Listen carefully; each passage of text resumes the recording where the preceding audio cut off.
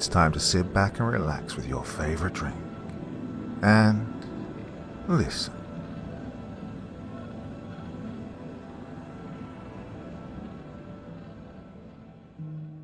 Well, my dear friends, here's my now routine teaser to get you interested in tonight's story, and we have something incredible lined up for you this evening. Now, before we begin, I will let you know that I'm just the main narrator here, and there are a few other character actors playing separate roles. Not all of you like that, but this one's worth it, believe me. Okay, so here's something to get you interested in what we're going to have tonight. In the frozen peaks of the Swiss Alps, something buried since the Second World War is about to wake up. A dying war criminal gives a final interview and reveals the existence of a secret project so horrifying, even the Third Reich tried to erase it from history. They called it Project Frostbite. And now, a passenger plane vanishes over the mountains. A lone survivor falls through the darkness beneath a parachute, while an avalanche tears the mountain apart below him. An elite rescue team is racing into the storm toward the crash site. But when the avalanche uncovers a hidden cavern beneath the ice, they realize this isn't just a rescue mission anymore. Project Frostbite by Tim Sonsky. We're continuing our deathbed interview with former Gestapo officer Anton Schroeder, a self-admitted war criminal who continued with his own private campaign, hunting Jewish civilians in Italy after the Nazis surrendered to the Allies in 1945. Upon receiving the medical prognosis of having terminal cancer with less than 30 days to live, he agreed to an exclusive interview regarding his time during the war. We left off discussing abandoned Nazi wartime operations. From what I understand, not even the Führer was aware of your final assignment in Switzerland? Tell us more about how the project, codenamed Frostbite, ended. Never ended. Just delayed. The greatest soldiers were those who would never tire. All of Europe would hear the stomping of their boots as they marched over a sea of the dead. It was horrific beyond comprehension. We were afraid, so we sealed them away. But God save those who unearth them. They remember their orders. What were their orders? Never die.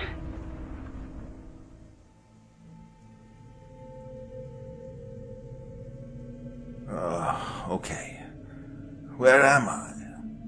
Mikhail thought to himself with genuine befuddlement and mild irritation as he plummeted downwards through the night sky, free-falling like despondent sand within a frozen hourglass. As he fell, the frigid air seemed to tear at his exposed flesh with ice-picked claws, seeking to flame alive before the earth had a chance to break him. He couldn't tell which way was up, nor could he tell how far from the ground he had left. How did I get here?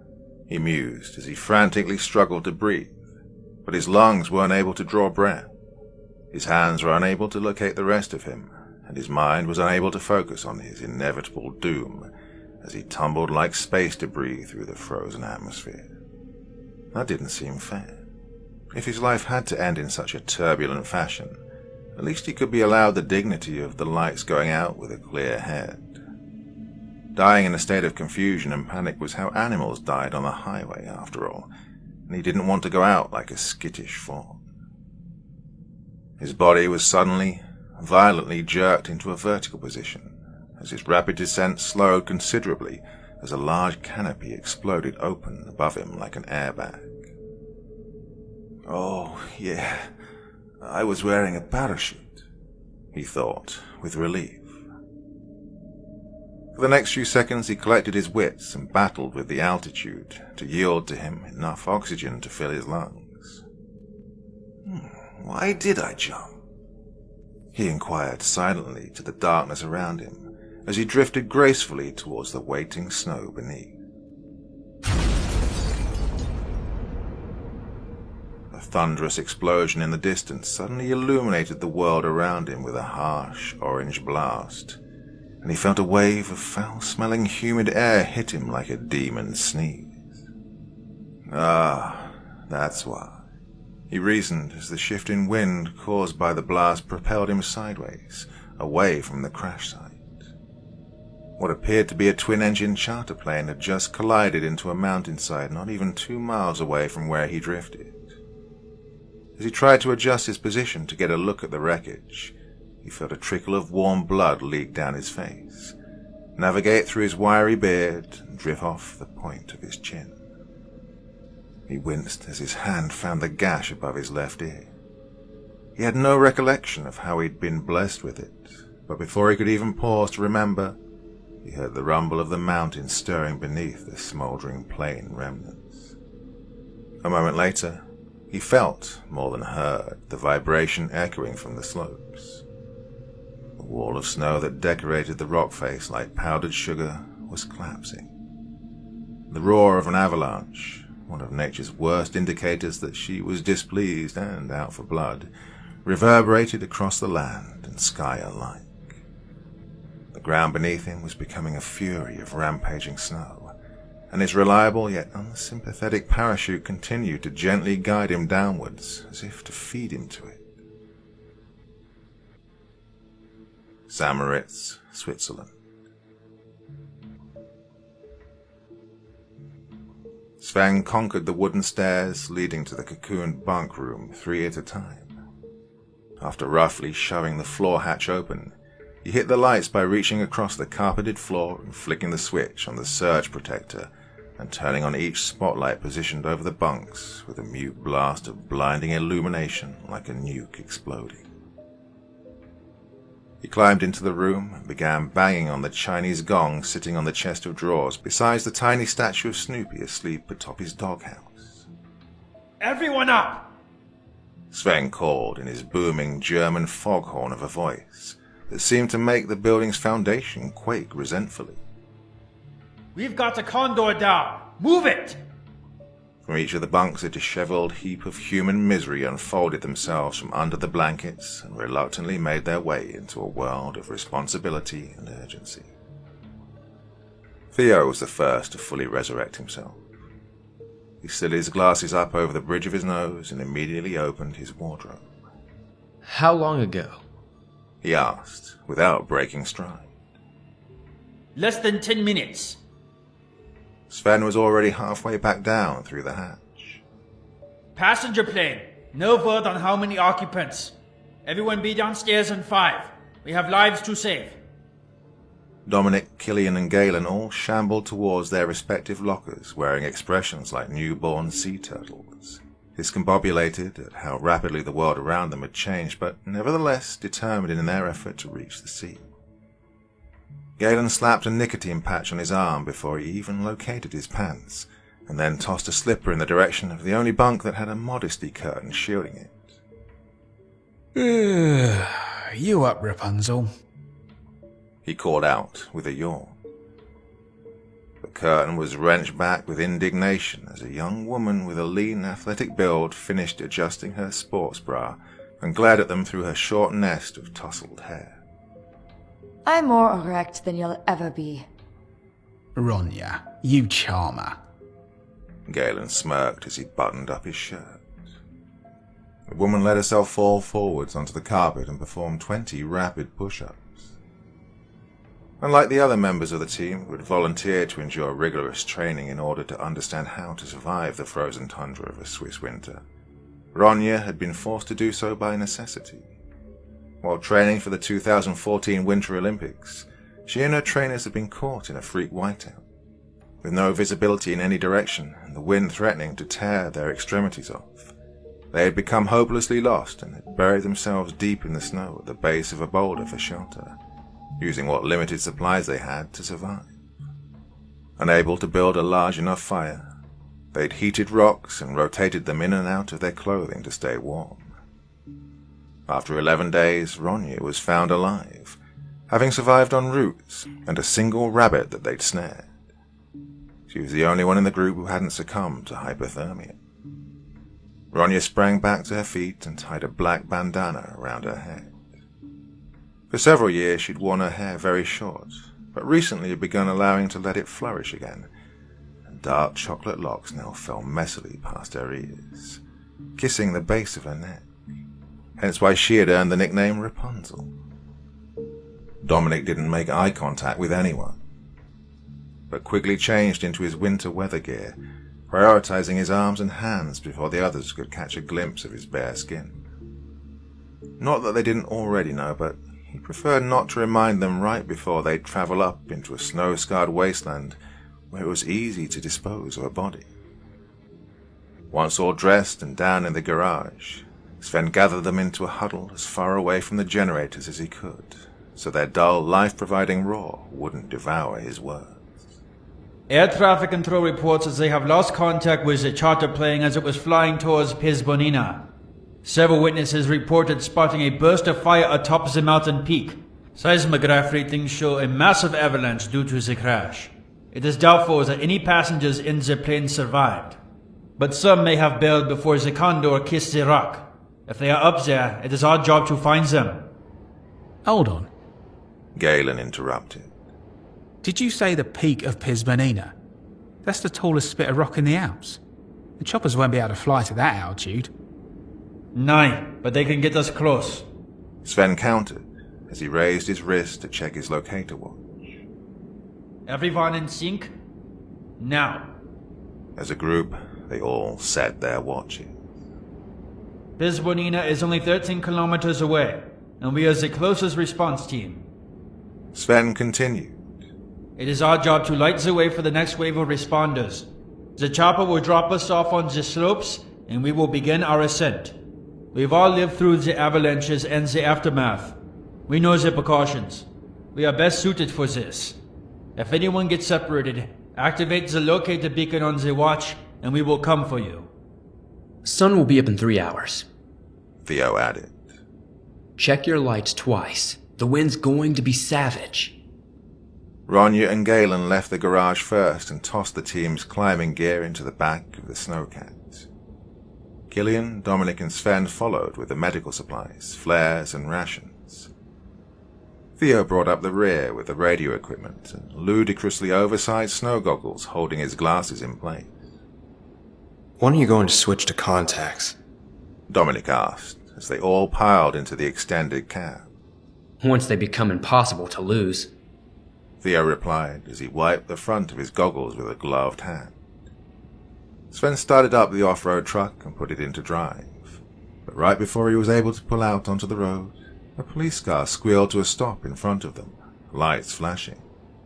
The fuck are you getting pulled over for already? Ronya snapped to Sven from the front seat. Out of the passenger side door tumbled a young woman, who clumsily straightened herself up again and ran towards the front of the snowcat, arms up and waving hard. Sven would have ignored her if he hadn't recognized the burly officer who emerged from behind the steering wheel. "Hold up, Sven," Officer Kelvin called out, and walked up towards his window. Sven popped his door open. Kind of in a hurry here, Cal. "Heading out to the crash site, I expect."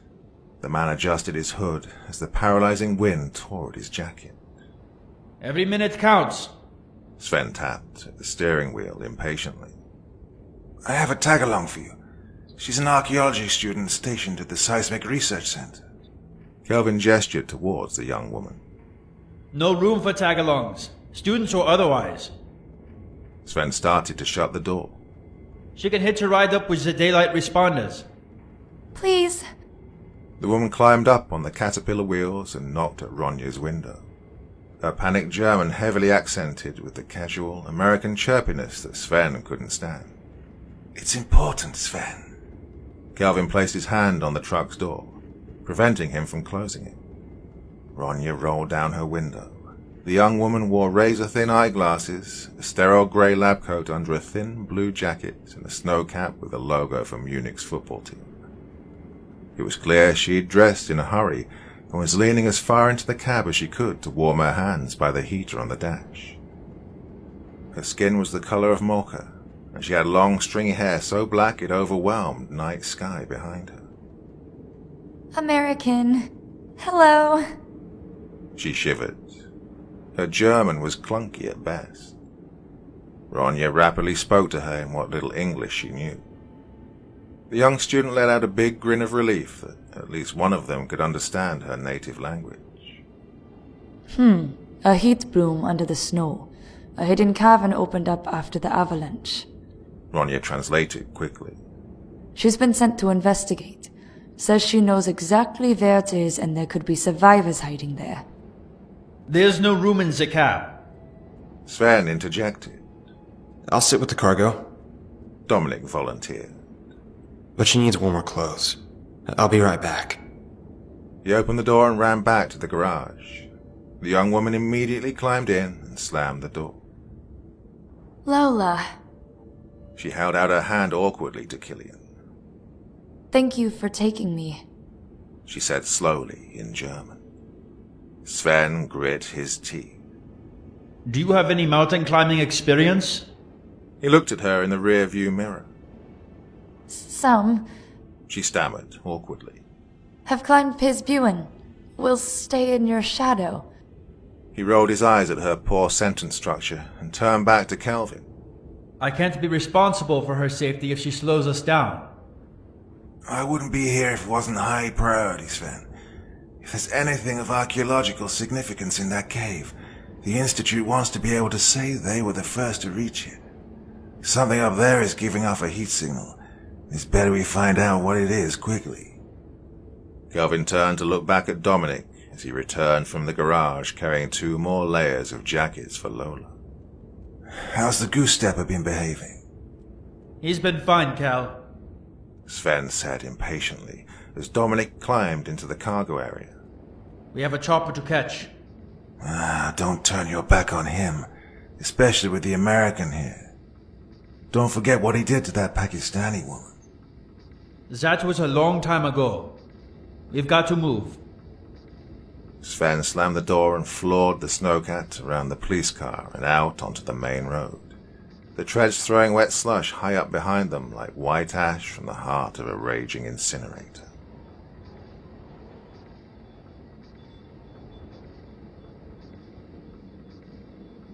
Mikkel tried to lift his head, but quickly decided it wasn't worth the pain. He couldn't tell which way was up anyway. Gingerly, he forced his eyes open. The snow in front of his face was stained every shade of red with his blood, and he could make out some of his own teeth sprinkled throughout the mess like crackers in tomato soup. He took a mental reading of his physical condition.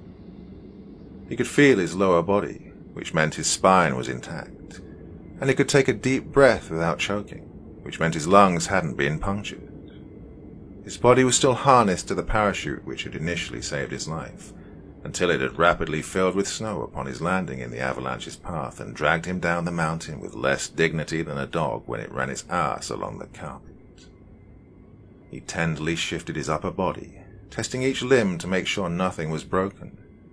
There came a sudden raw spasm of pain that shot down his arm, and he concluded that yes, something definitely was wrong.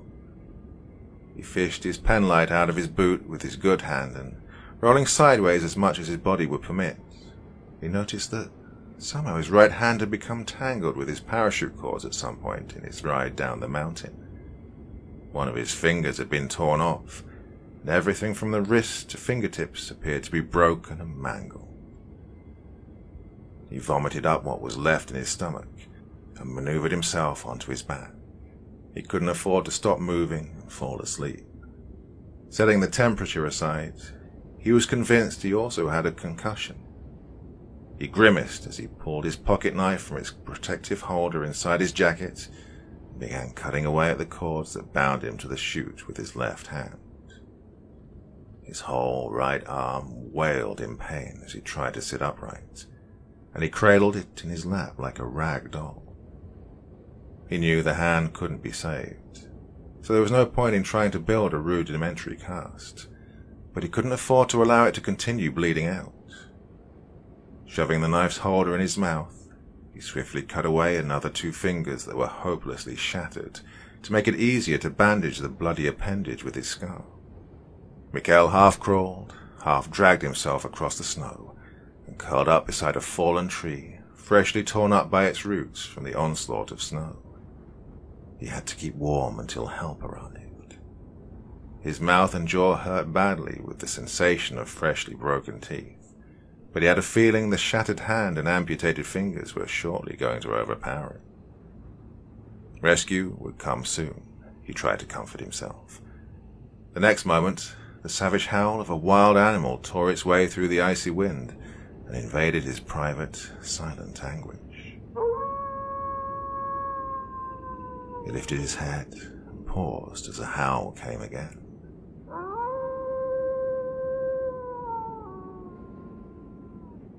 Something had caught the scent of his blood, and he'd be damned if he was going to allow them to locate the source. Not yet, anyway.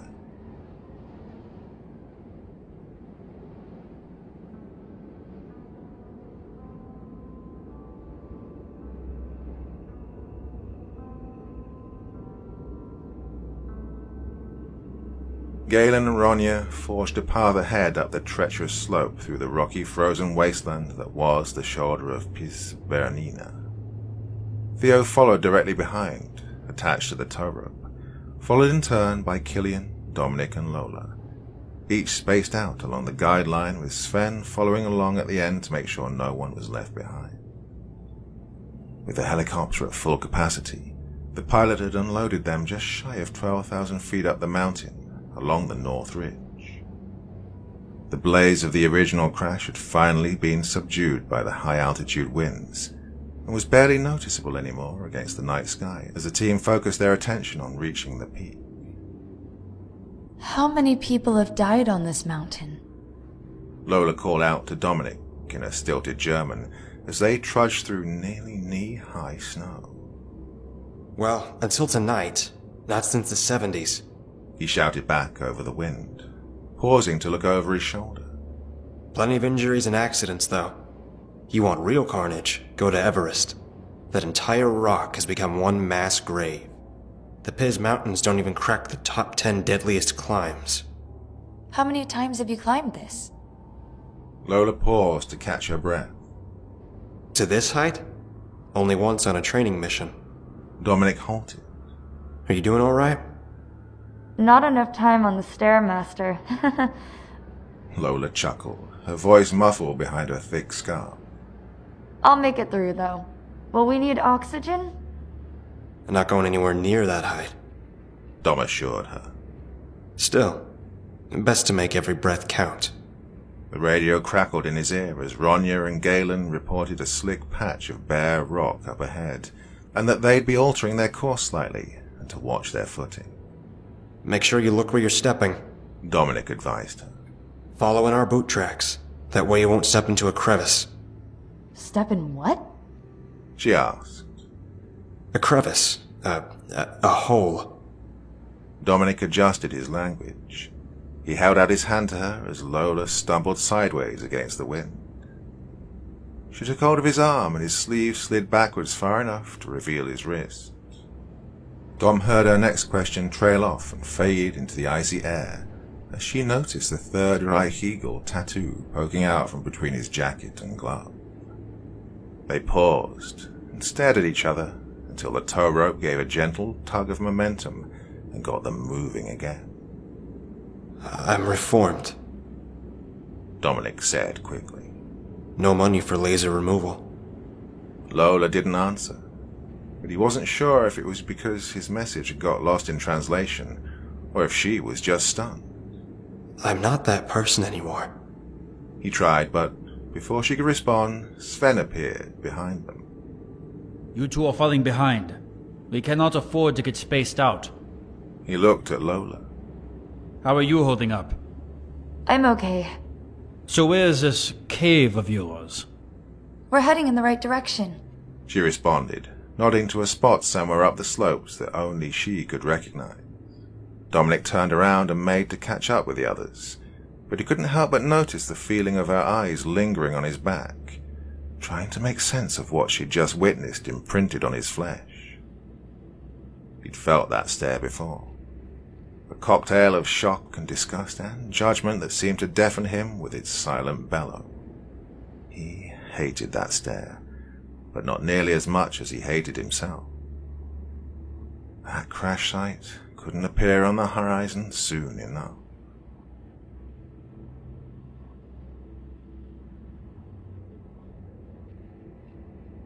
Up at Spear Point, Galen and Ronya trudged stoically forward, choosing their steps delicately, one careful footfall at a time. It wasn't only their lives that depended on sure footing, but the lives of every member of their team that followed on the tow rope. Ronya paused and adjusted her goggles as she caught sight of something in the snow ahead of her. You seeing that? She called over to Galen. Even though he was only a few feet away, the wind wouldn't allow them to communicate unless they screamed at each other like they were in marriage counseling. Yes. Galen responded and squatted down to examine the imprints in the snow. Are those actually tracks? Fresh tracks? Ronya asked. Looks like. Galen tried to make a rough measurement using his ski pole.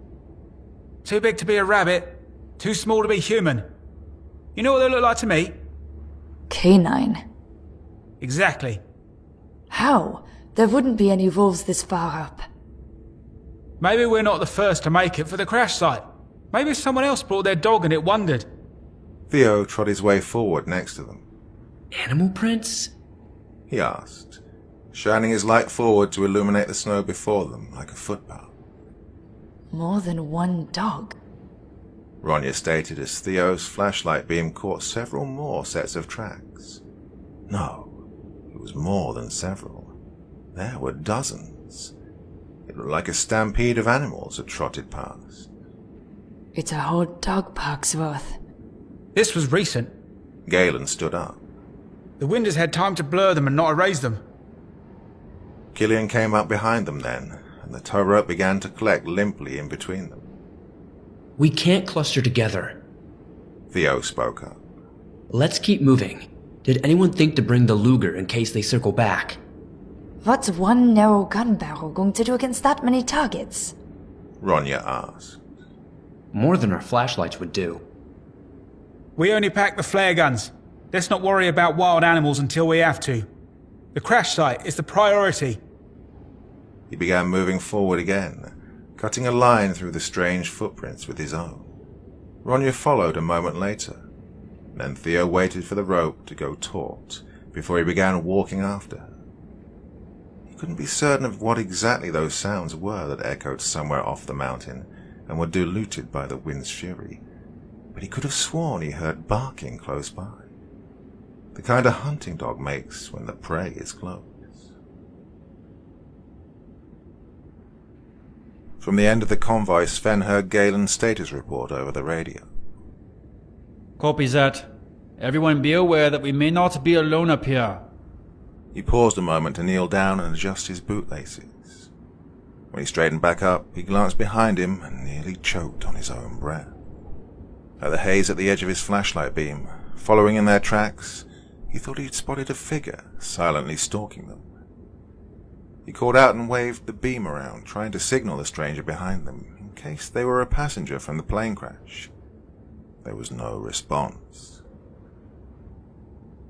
Inside his head, he had a brief moment of indecision. Someone could be back there. Perhaps they'd collapsed in the snow. The doubts within him struggled, but wouldn't die. He was sure he'd seen something, but if he hadn't, he could risk making the whole party backtrack. Lola, Dom, I'm hanging back for a moment. I'll let out more play in the rope. Copy. Dom responded. Shrugging off the remaining tow rope slack, he carefully made his way back a few steps the way he'd come.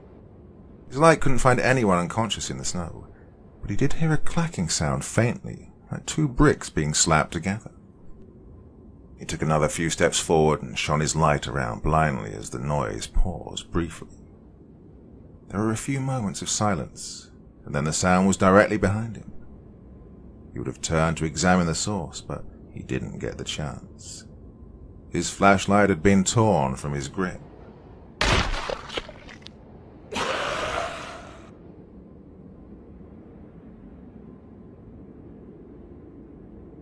I can see the crash site. Galen reported from the front. The sun was finally making a shy appearance, and he could see a clear path to the smoking rubble, perhaps only a half-mile away further up the slope. I can't see any movement. Sven, you copy? We're nearly there. Lola spoke up via the radio. I hate to interrupt, but the cave is maybe 100 or so meters to our left. Galen and Ronya paused their climbing, waiting for Sven to answer, but no reply came. I can do it. Dominic offered. No, I will. Ronya volunteered. In case there's climbing required, I'm the best option. That sound good, boss? She asked Sven via a headset again. No response came. Ronya unhooked herself from the tow line. Keep going.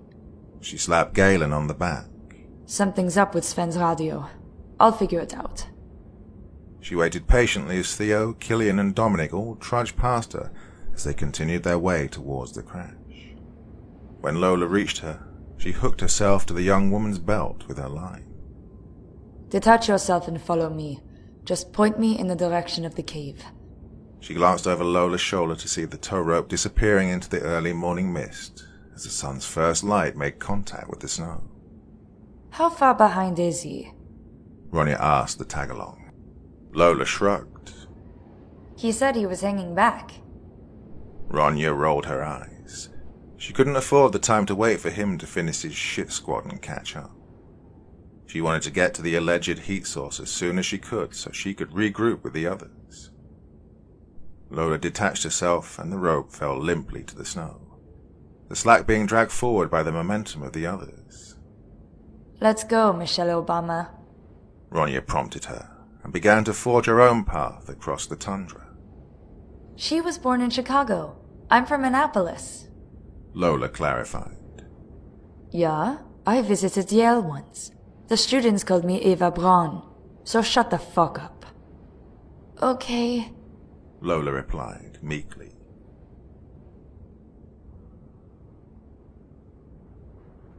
Dominic climbed up onto the shelf of rock and Killian helped him to his feet.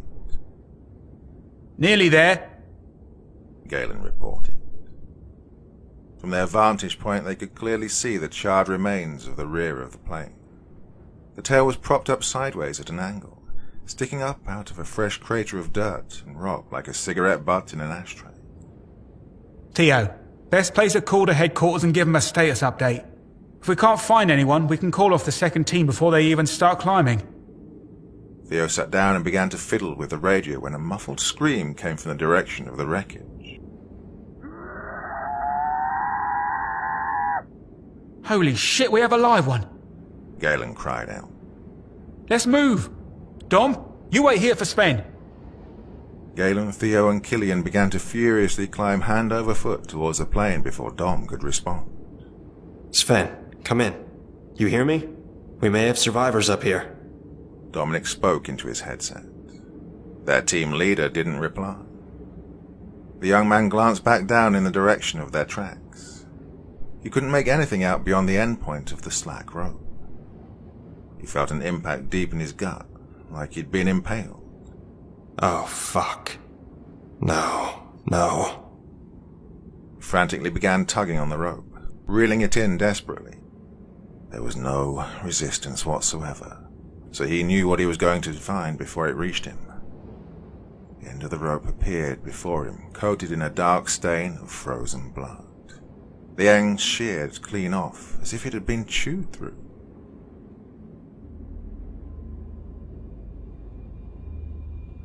Galen and the others reached the husk of the private plane, and Killian immediately lit a flare. Hello? St. Moritz Mountain Rescue. Can anyone hear me? Theo wandered the long way around the plane. After ducking under one of the wings, he noticed a charred figure several feet away in the snow. He made his way towards it and covered his face as the stench of burning meat assaulted him. The corpse had no doubt been a member of the flight crew. After the plane had struck, it was clear he had tried to drag himself away from the fuselage, but had become engulfed in flame and succumbed. He could make out the path where the poor man had dragged himself desperately away from the crash. One dead here. He called out. At least 2 over here. Parts of them anyway. Galen shouted back. It looks like they were rejected upon impact. Who was screaming then? Theo asked, and then he paused. He bent forward to examine the corpse more carefully and rolled the head partially with the back of his glove. The bright colour of white bone and red flesh jumped out at him amongst the black char like a rotten spot on the flesh of an apple. Something had been gnawing on the flesh of the body after it was already crisp. What kind of animal would do this? He muttered to himself in astonishment. He turned around to see 2 figures walking up behind him. The first one was Killian, who had clearly caught sight of the corpse as well. He assumed Galen was the second, following directly behind him. But half a moment later, he realized it wasn't. It was something else entirely. He made to cry out, but knew as he drew breath in, it was already too late. The thing grabbed Killian from behind, wailing in that same inhuman pitch as the scream they'd heard from the path below. And fresh crimson blood splattered the snow in every direction.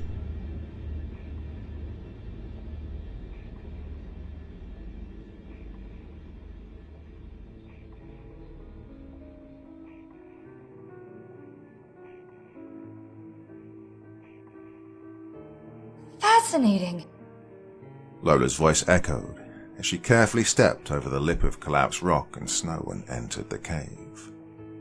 She lit her flashlight and grinned from ear to ear. Look! She shrieked in pure, unblemished joy and excitement. What? Ronya asked as she stepped into the cavern behind the younger woman. It wasn't the sensation of a warm breeze that made her gasp. It wasn't even the sound of a distant generator running. It was the sheer size of the thing that sat before them. Her jaw fell open, and for several seconds she couldn't find the words to convey the maelstrom of emotions that were tearing through her conscious thoughts. It's incredible! Lola cried out as she approached the massive thing and removed her glove to place the back of her fingers gingerly on the metal exterior. What is it? A submarine? Ronya tore her goggles off her face, as if they were in some way responsible for creating what they'd found. The thing in front of them certainly resembled a submarine in shape and size. It was a long cylindrical tube, but unlike a submarine, it had no platform sail resting anywhere upon its roof, no signs of any periscopes or radio antennae, and after shining a light as far back into the cave as she could, no rudders or propeller. Lola was marching back and forth along its side, examining the hull for any type of opening. It definitely shares the same type of design, but this thing would sink like a cinder block underwater. It was clearly meant to be stationary. How could anyone have moved it up here? Ronya asked in astonishment as she danced her flashlight beam up and down the exterior. From what she could see, the roof of the craft had less than a foot of breathing room between itself and the cavern's low ceiling. Maybe it was built here. Lola shrugged. But what is it? A bunker of some kind? Like a bomb shelter? I doubt it. You don't assemble a bomb shelter high up a mountain where fighters can target it easily. This looks like it was meant to keep something inside. Like a prison? Ronya glanced at her companion. Not sure. Let's find out. Her footsteps reverberated through the darkness as she walked deeper into the cave. It's definitely giving off heat. She added, almost absent-mindedly. There's an engine of some kind running inside. You can hear it, like a furnace in an empty basement. Ronya paused as she thought she heard a shuffling sound behind her at the entrance of the cave. She turned around to examine the path they'd followed in. Do you see an entrance anywhere? She asked Lola cautiously as she scanned her flashlight beam back out across the snow. Yes! Lola called back in excitement. There's a hatch here, but I don't see a way to open it. Try. Ronya stated bluntly, suddenly backing away from the entrance as her light reflected several sets of glowing eyes staring at the women out in the frozen air. Why? What's wrong? Lola paused and glanced back over to the mountaineer, and her breath caught in her throat as several nightmarish, ravenous dogs steadily advanced on them, fangs bared. Her first impression of them was that they had all been furiously fighting with each other and were about to collapse. Their fur was falling off the flesh of their insides, like they were shedding their skin, and some of them had exposed bone visible through the open sores on their hides. One was dragging its entrails behind itself, as though it was a discarded leash. The fuck? Ronya pulled out her flare gun. Get it open! She called over her shoulder. Lola grabbed at the hatch and tried to force it open, but she didn't know if it opened upwards or downwards, and she had no idea where to concentrate her strength. She frantically began pounding at it with her fists as the skeletal canine monsters advanced on them. Then, without warning, the hatch swung open and downwards, revealing a short set of stairs.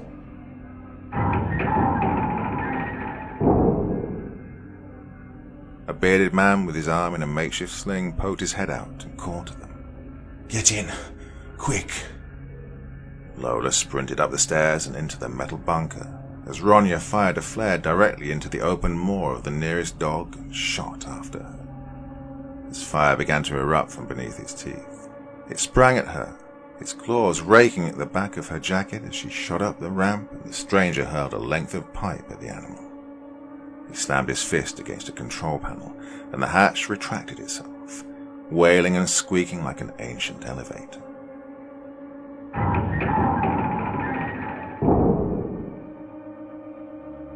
As the door sealed itself and the three were cast into complete darkness, the sound of the ragged dog creatures outside clawing at the metal assaulted their ears and echoed loudly up and down the length of the empty hull like the sound of a falling guillotine.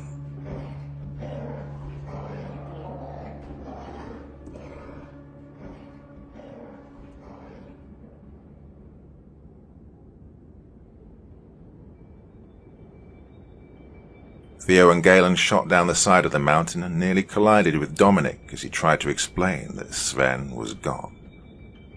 Run! Galen screamed as the three figures appeared above them, staring down towards them with the eyes of three enraged Old Testament gods. Holy shit! Dominic wailed as he dropped the rope and sprinted after his friends. Where's Killian? Fucking run! Galen shouted back as he half-dragged, half-carried Theo.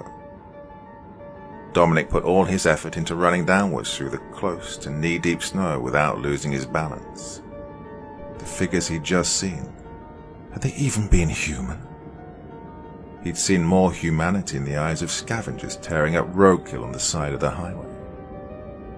Their flesh had been a fleshly grey colour, and each of their mouths had been agape with teeth bared as though they were sharks emerging from the depths to ensnare their prey. Their uniforms had been solid black, except for the middle figure, who appeared to have been splattered with a blood-red colour as well, from its nose down past its chest. It was at that point Dominic noticed the faint spots of blood in the snow in front of him being shed by the fleeing Theo, who was clinging to a wound on his arm as he staggered down the mountain, leaning upon Galen for support. Dom didn't pause to turn behind him to check and see if the three spectres were following. He just shed his backpack and continued to plough his way down through the snow as if the mountain was crumbling. He slid sideways when his foot hit a slick stone, and suddenly he was tumbling forward, rolling down the path uncontrollably like a cross-legged skier. He felt himself strike Theo and Galen, and the two lost their balance and collapsed backwards on top of him. Dominic wiped the ice from his eyes and tried to scramble out from underneath his friends. He heard Theo gasp in sudden terror as he blindly tried to find his feet again. Dom froze as another figure appeared in the snow in front of them, trudging up the mountain with its shirt torn open, like the cold had no effect upon it. He felt his stomach seize as he realized this figure too was covered in fresh blood, up and down the length of its forearms and dripping freely down its lower jaw. The figure had no flesh anywhere upon the lower half of its face, and its skeletal jaw clacked like cloven hooves on cobblestones, its eyes wide and blazing with a cold, incurable hatred, as it pounced upon Theo and bit into the young man's face.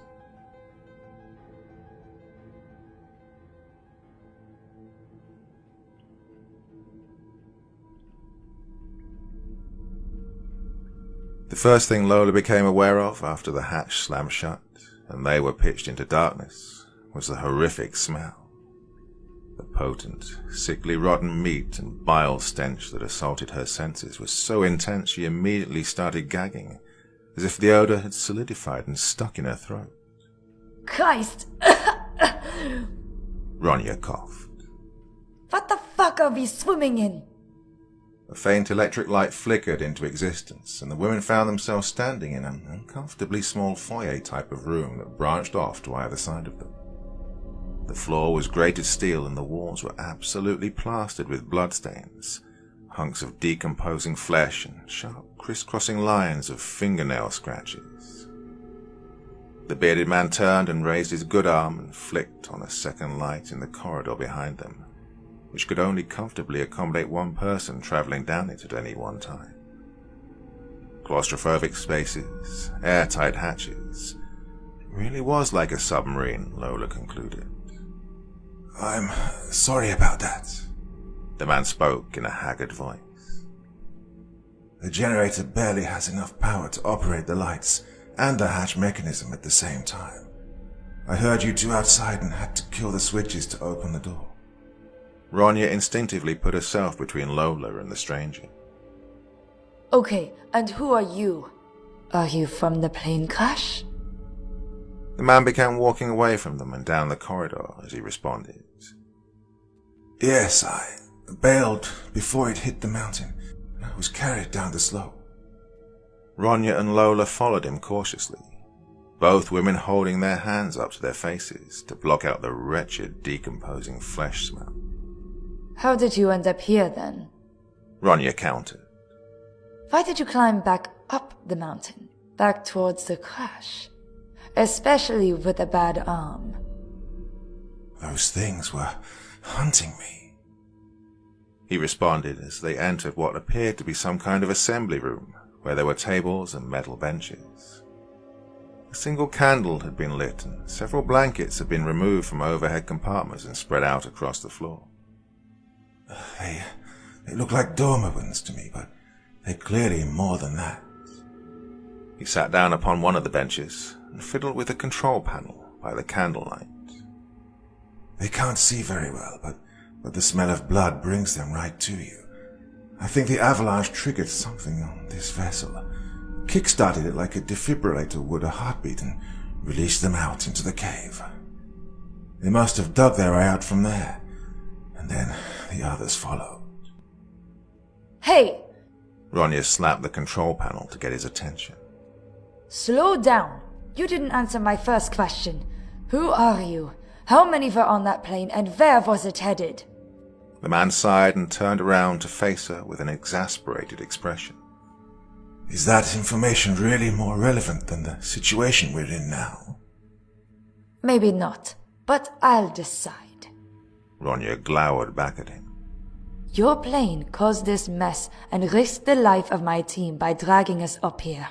Your German is decent, but you're definitely not from around here, so where the fuck were you going?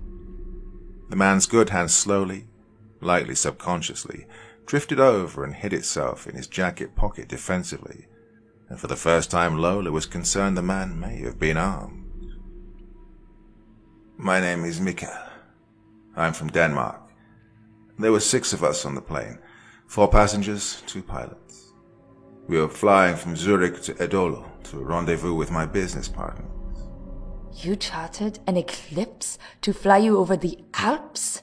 Ronya reeled in disbelief. No way whatever you were doing was legitimate. Mikkel ignored her interruption. There was a dispute aboard the flight.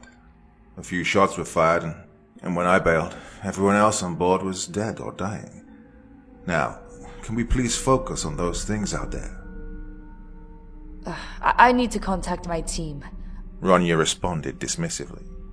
I'm not going to be able to get a signal in here.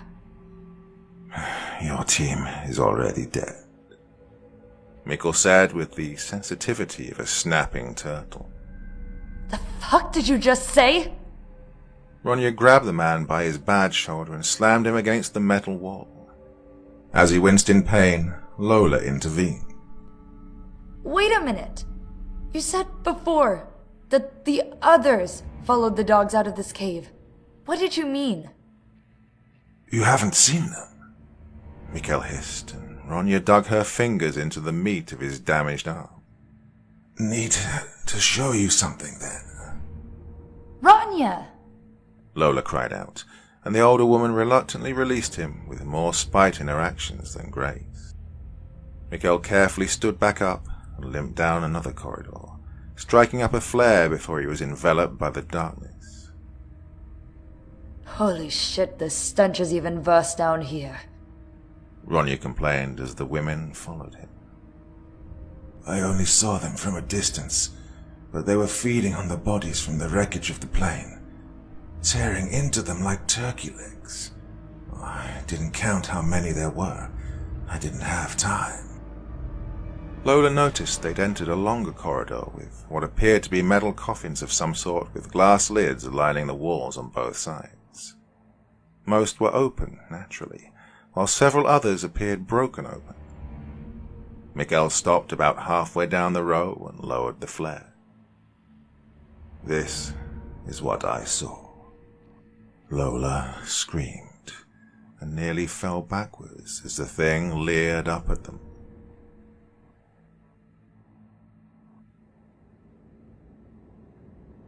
Dominic's lungs burned with the rapid intake of frozen air as he tried to keep up with Galen's long strides. He glanced over his shoulder and made out at least a dozen figures still following, obliterating their tracks with their own steady march. The nightmarish figures didn't appear to be moving any faster than them, but they didn't look like they were tiring either. Galen, we're not going to make it, running like this. Dominic called out to his friend. We're going to collapse from exhaustion. It's best we at least slow down. Galen paused and leaned on his knees for a moment. There's no way to make contact with the base. Theo dropped the radio up at the crash site. If we don't check in soon, the next team will follow us. Dominic looked behind them again and felt his stomach sink further. The group of cannibalistic soldiers hadn't changed the pace of their strides, and somehow the deadly silence in which they moved themselves forward seemed more terrifying than any taunting, furious cries they could have been shouting at them. In fact, the only sound at all that came from their group was the clacking of the loose jaw of the one that had attacked Theo. It just tore into him. Dominic's mind reeled, remembering what had happened to their teammates. I mean, what are they? How did it tear into him so savagely? It was like it wasn't even human. Like he was a fucking antelope. We should split up. Galen suggested, trying to keep them focused. Maybe they'll split into two groups too, or maybe they'll only follow one of us. Either way, there's a better chance at least one of us can make it far enough down the mountain to signal the others. And what do we tell them? To fucking bring guns. I don't care if they're sick or possessed or just deranged. Just because the cold won't stop them doesn't mean a rifle won't. But do you see what they're wearing? What? Blue sequins? I didn't notice. Galen replied in irritated confusion.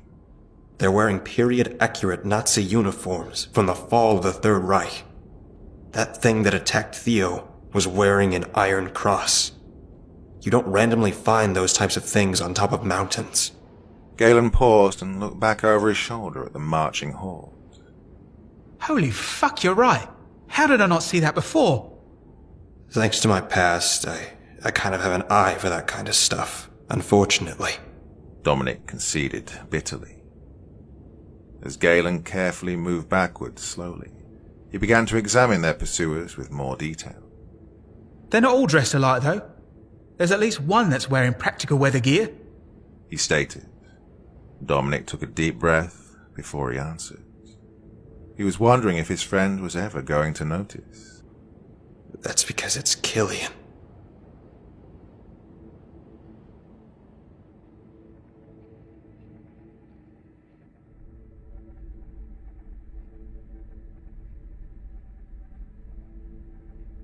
Back in the close quarters of the steel bunker, Ronya and Lola sat on an abandoned cot as the creature continued to thrash in its container across the room.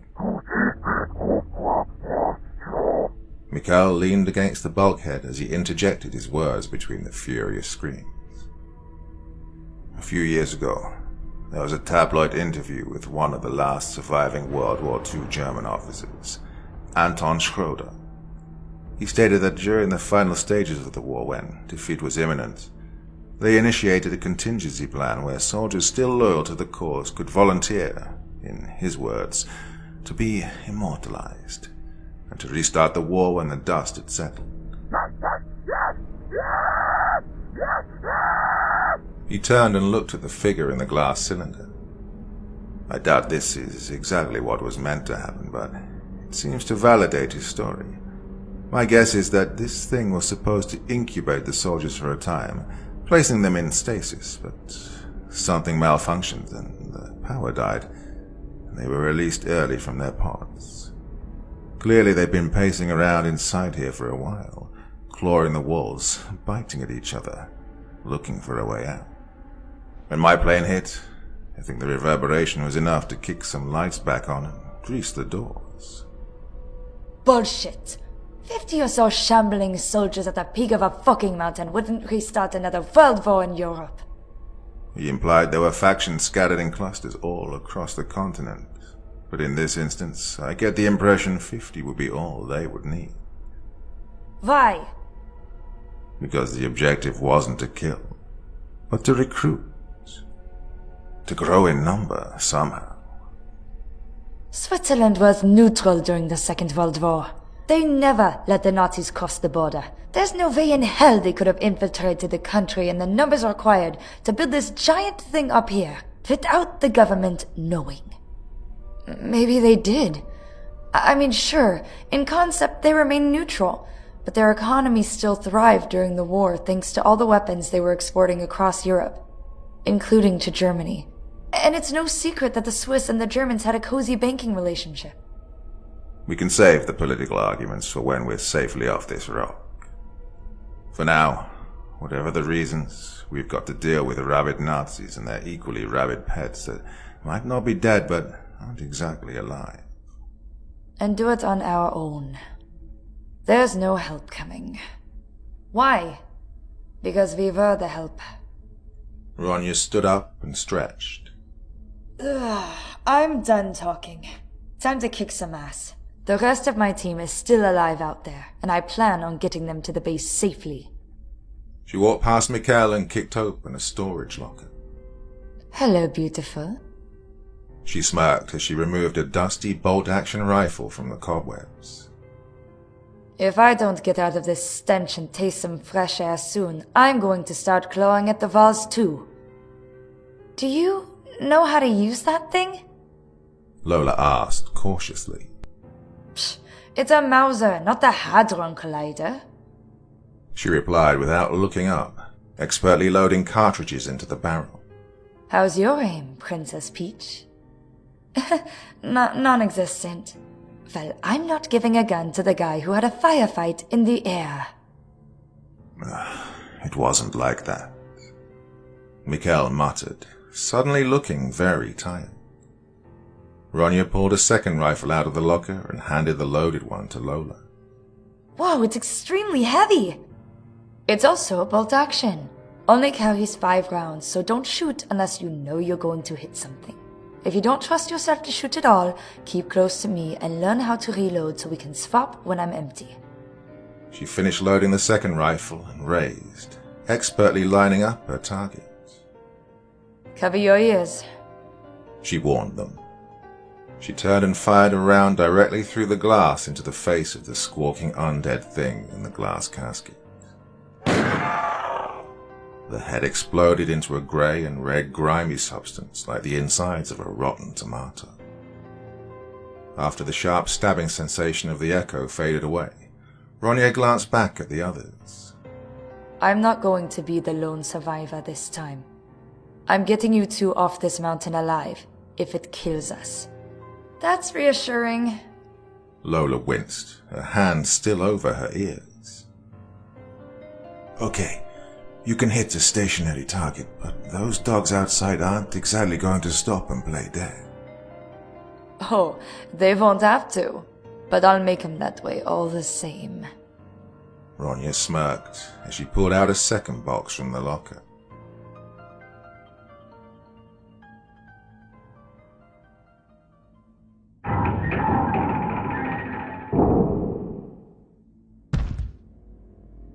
The door on the metal bunker cracked open and the blood-splattered body was dumped outside onto the stone floor with a pulpy splat.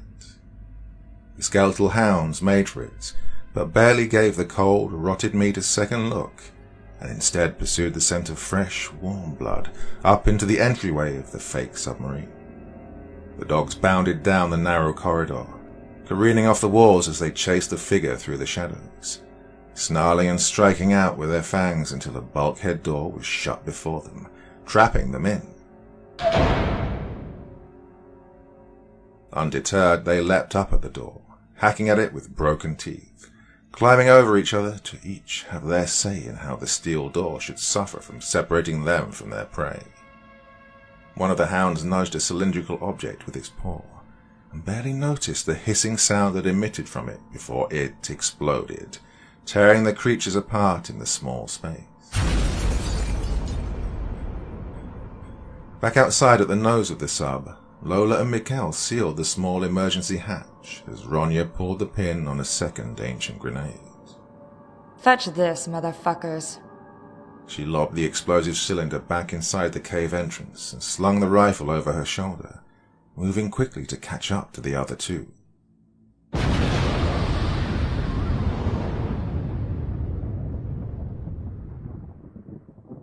The second explosion didn't displace enough snow to create another avalanche, fortunately, but neither did it succeed in entirely burying the remaining threats.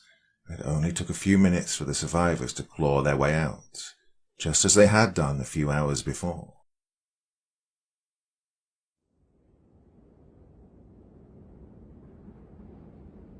How could that be Killian? Galen asked in morbid fascination. I saw them tear into him by the plane. How could he be walking upright? The same way the rest of them can. Dom replied.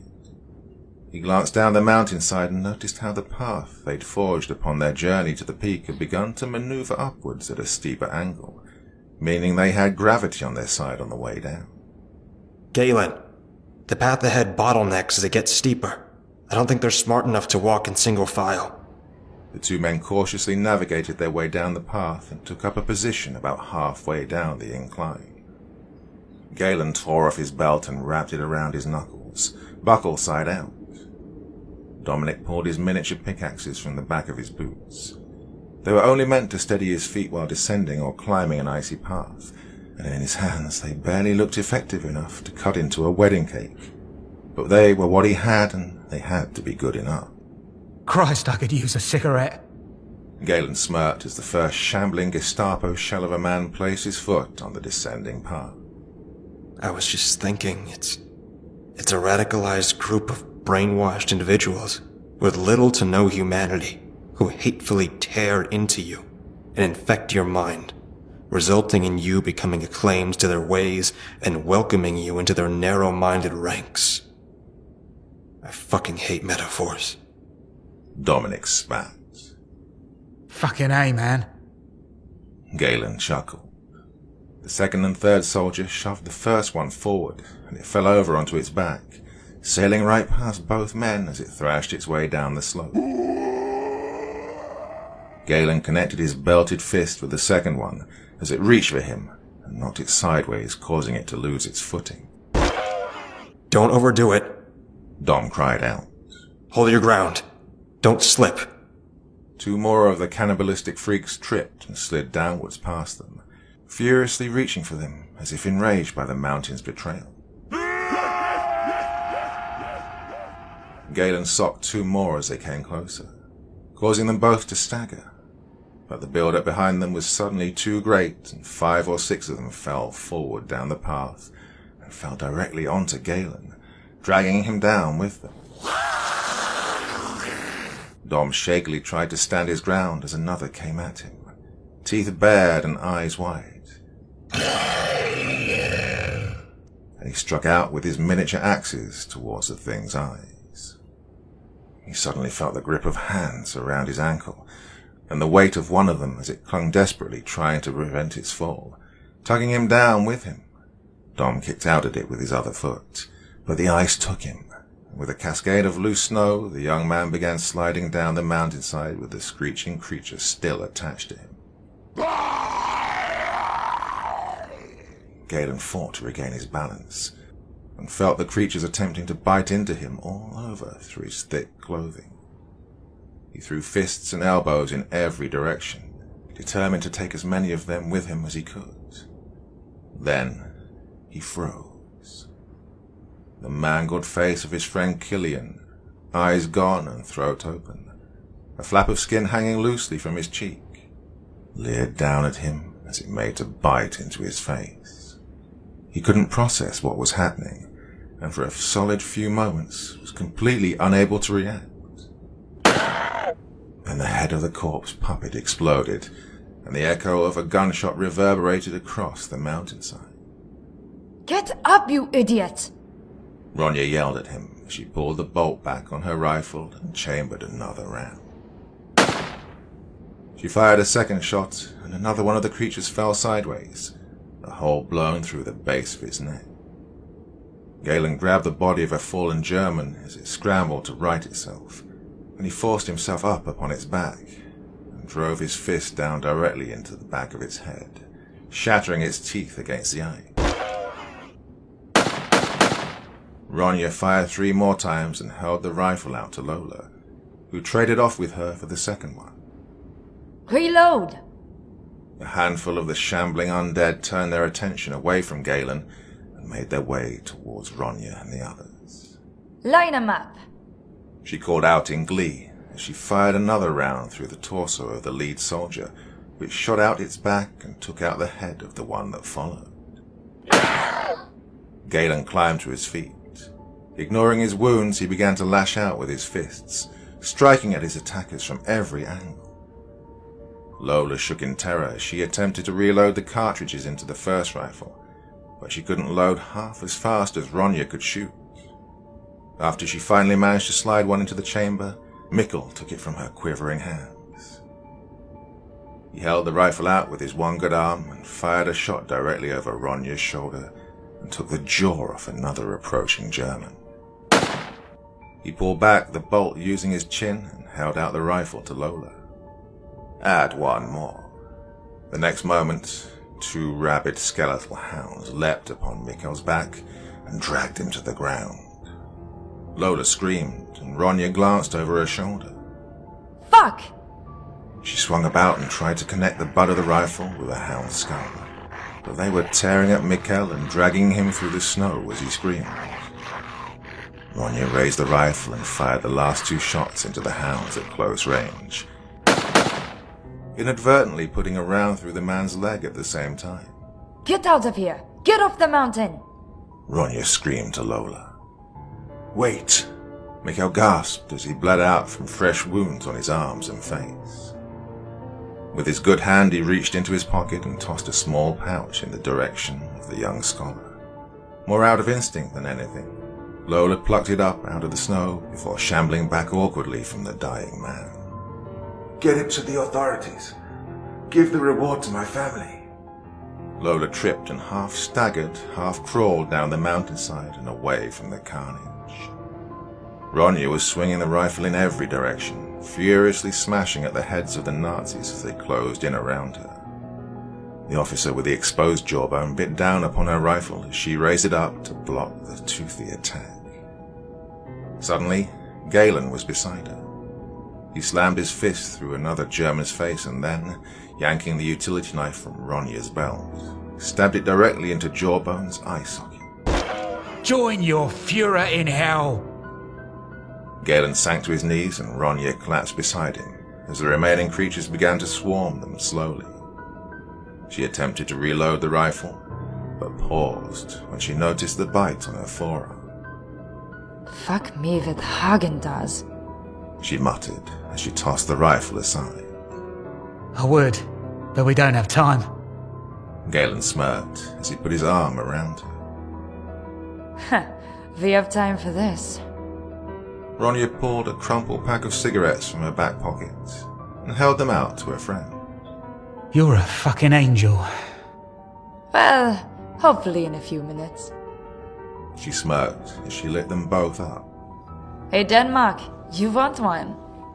From a few feet away, Mikhail shook his head despondently as his breathing slowed and he watched Lola tear down the mountain and away from them. Hey, sorry about your leg.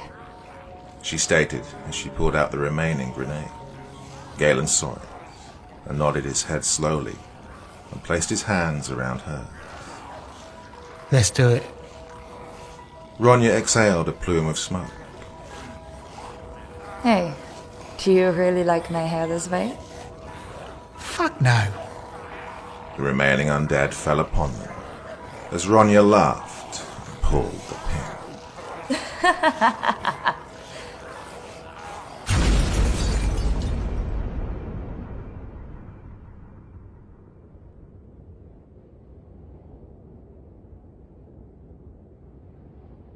Lola screamed as the blast wave knocked her forward and fresh snow overwhelmed her, carrying her further down the mountain. She lost consciousness for several minutes, and when she awoke, she was half buried under the tundra. She flexed her legs and attempted to dig herself out, moving slowly, trying to prevent another avalanche by displacing too much snow. As she managed to free one of her legs, she felt something grab at her from below. She cried out as the head of another undead soldier poked its head up from the surface and bore down on her. She punched at it desperately with her fists as it bared its teeth and snarled. Suddenly, a fragment of rock came down upon its skull, caving it in like an egg. Dominic was standing there over her, a jagged piece of rock in his hands. Are you alright? Something's got my leg! Lola responded in a panic. Dominic fell to his knees and dug furiously through the snow to find the severed upper half of another soldier clinging to her shin. He brought down the rock again and again until the creature's head was liquefied and Lola was able to struggle free. I lost my glasses! She gasped in frustration and alarm. Dominic helped her up as two more soldiers emerged from further up the slope, breaking through the top layer of snow.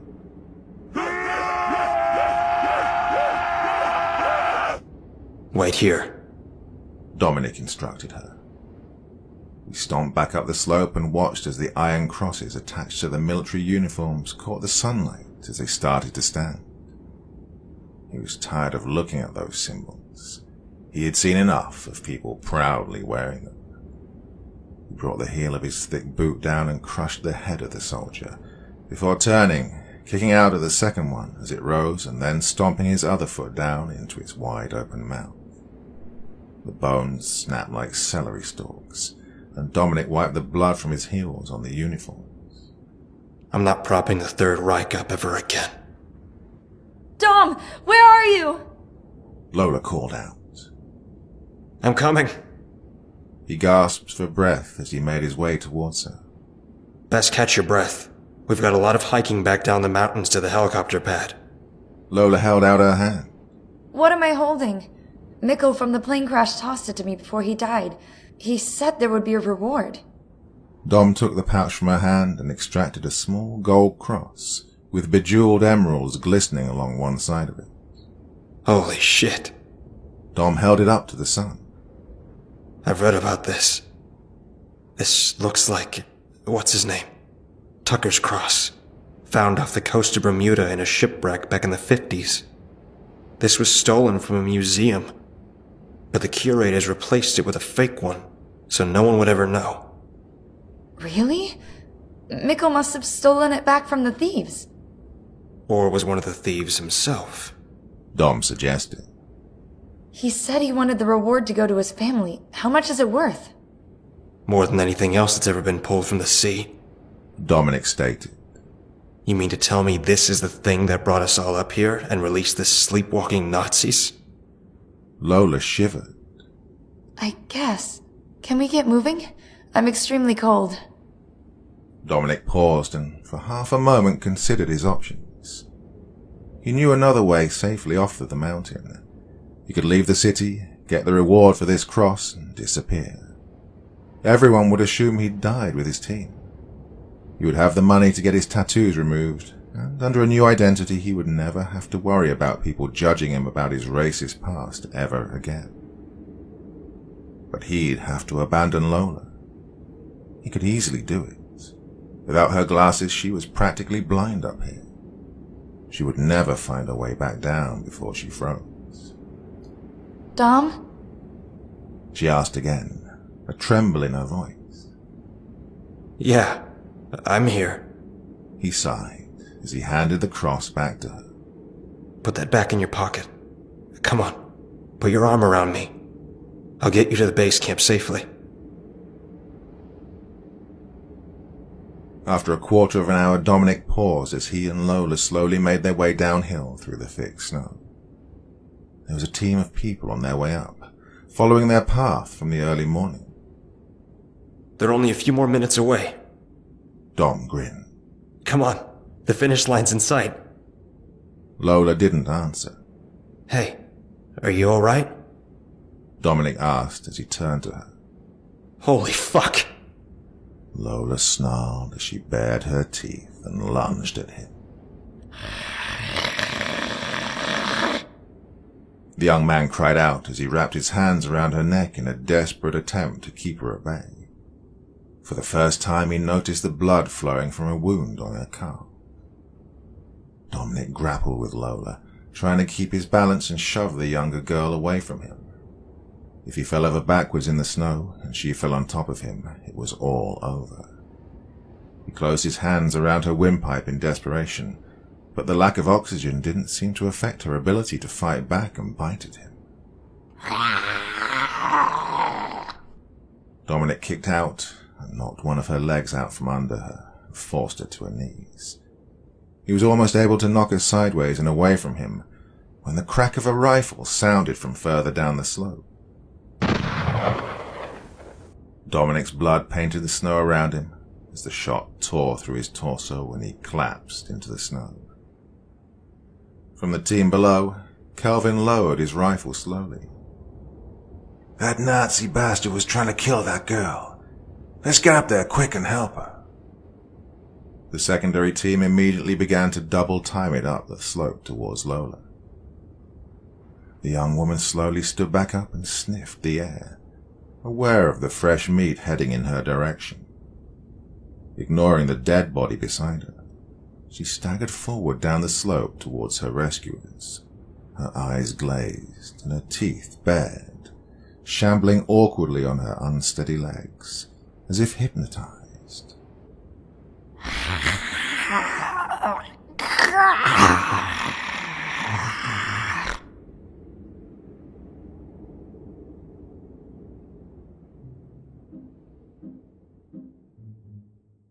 Well, my dear friends, I hope you enjoyed that, and I think I want to talk about something completely different today, just a little insight into my life here in Nederland. So yeah, for fun, I help write and host a pub quiz, not every week, but quite often, and my questions are obviously really, really brilliant, and no, they are, honestly. I'm really good at writing pub quiz questions, and I'm also really good at reading them out and getting the crowd going.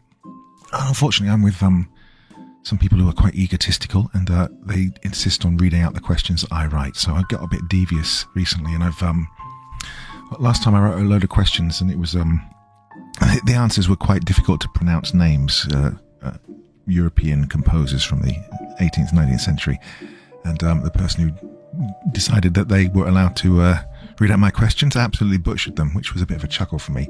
Oh, I'm starting to sound really evil here. Anyway, I don't care. They're not going to listen to this. So yeah, that's a bit of an insight to my life. So yeah, there'll be a pub quiz in Maastricht on Thursday evening. If any of you are around, might meet me.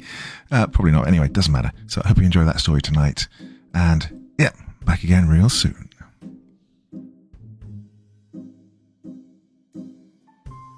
Thank you so much for taking the time to listen to this story today. Really means a lot to me and to the author of the story, of course. Well, if you want to know more about me, I'm pretty much everywhere on social media. You can find me on Facebook, Twitter, Instagram. You can download my music on SoundCloud. I've got a Patreon if you feel like. Throw me $1 or $2. Very much appreciated. And of course, on Reddit, I have a place where you can leave stories if you want me to read one that you've written. Well, hoping to see you all again very soon. Till then, sweet dreams. Bye-bye.